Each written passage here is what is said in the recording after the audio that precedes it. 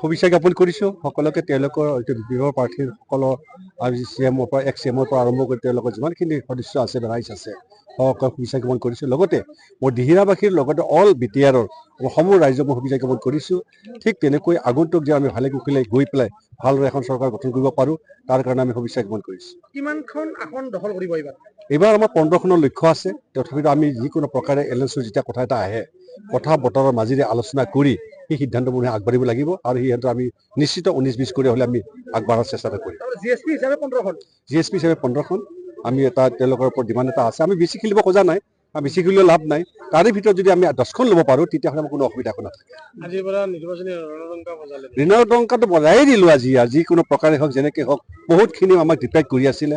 কাৰণ আমি এনেকুৱা অৱস্থা এটা হৈছিল আজি এই যে আমাৰ অভাৰ কণ্ডিশ্যনটো আপুনি বছৰ পৰত আমি পাৰ্মিশ্যন পাম বুলি 100% আশা এটা আছিল।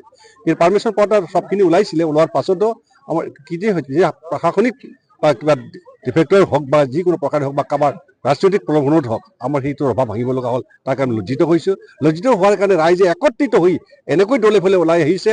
আমি এতিয়া বহিবৰ কাৰণে জাগা দিব পৰা নাই। ৰাইজে আজি 15,000ৰ ওপৰত মানুহ আহি ইয়াতে উপস্থিত হৈছে আৰু সেই উপস্থিত হৈ আমাৰ আজি ৰণদংকা বুজা হ'ল। 100% চৰকাৰ গঠন হ'ব, তাত চিন্তা কৰিব লগা নাই। আগবাঢ়িব পাৰিম, আগবাঢ়িব আৰু আমি একত্ৰিত হৈ যেন সকলোৱে মিলিজুলি আগবাঢ়িব পাৰিম। বিজেপি আৰু ইউপিৰ কোনো প্ৰত্যাহ্বান নহয় আপোনালোকৰ? আমি কাকো এইবিলাক ক'ব নাযাওঁ। সকলো ৰাজনৈতিক দলবিলাক নিজা নিজা দল আছে, তেওঁলোকে কিমানখিনি শক্তি প্ৰদৰ্শন কৰিব পাৰে তেওঁলোকৰ ওপৰত ডিপেণ্ডেণ্ট।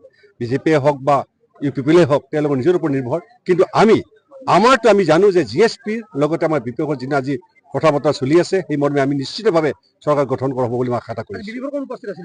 তেওঁলোকৰ এজন ছেক্ৰেটাৰী এজন আহিছে, তেখেতৰ আমাৰ হাজোমা মহিলা প্ৰতিনিধি পঠাইছিলে, তেখেতে লেটাৰ এখন দিছে, লেটাৰখন পাঠ কৰি ৰাইজক শুনাইছে।